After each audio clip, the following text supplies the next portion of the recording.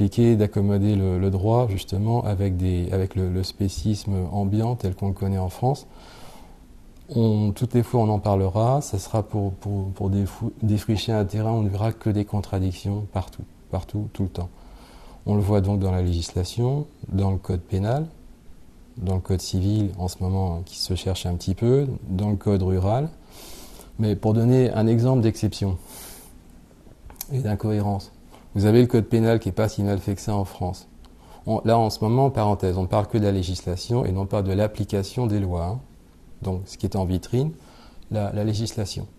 Le code pénal français, il n'est pas si mal fait que ça s'il était appliqué. Mais vous avez l'article 521 du code pénal qui prévoit des sanctions assez lourdes dans les cas d'actes de cruauté envers des animaux.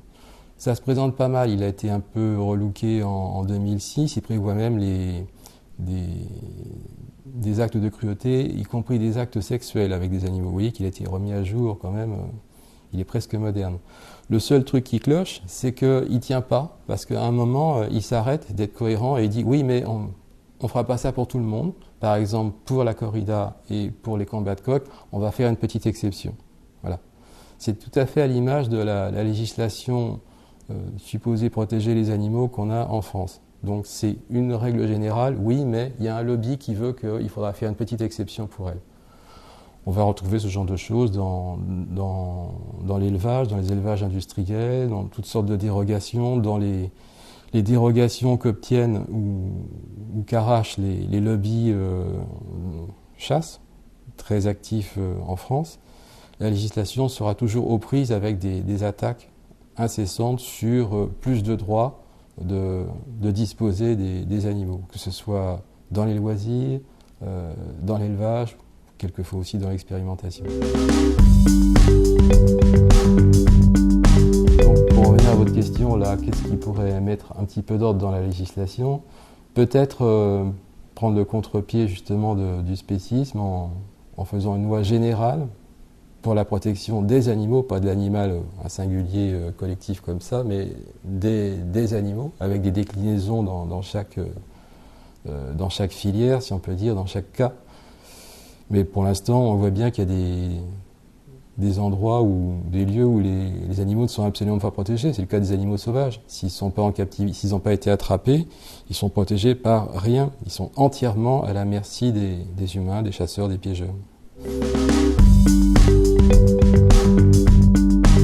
Première ligne de l'article L214 du code rural, que je ne peux pas vous citer de mémoire, mais qui dit qu'il faut placer les animaux dans des conditions qui sont conformes à leurs besoins naturels. Ce qui veut tout dire et pas dire grand-chose non plus, parce qu'on va nous objecter que ces animaux-là, cheval, vache, etc., sont des animaux qui ont été modifiés génétiquement, qui n'ont plus rien à voir avec des animaux sauvages. C'est absolument faux. Même les poules ont des besoins très spécifiques, très naturels, très précis. Même les poules d'élevage.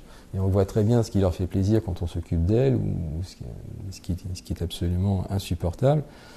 Dès qu'une poule reprend un petit peu de liberté, on la voit jouer avec de la poussière, on la voit gratter, on la voit faire toutes sortes de choses qu'elle ne peut pas faire dans des cages qui ont à peu près la dimension ou à peine d'une feuille format A4.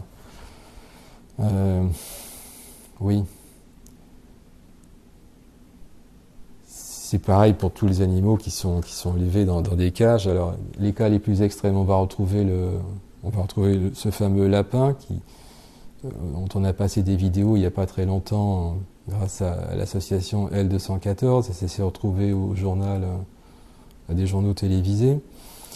On voit des choses comme ça qui sont assez atroces, où des animaux sont totalement entassés. On est bientôt en période de fin d'année, on ne peut pas ne pas penser non plus au gavage des oies et des canards. Hein. Et là aussi, c'est des animaux qui sont encagés entièrement, qui ne peuvent pas remuer. C'est même pas pouvoir avoir des comportements en lien avec leurs besoins naturels, c'est simplement pouvoir bouger une aile, ce qui est quand même énorme. Hein. C'est une contention de cet ordre-là dont il s'agit. C'est d'une cruauté inouïe. Hein.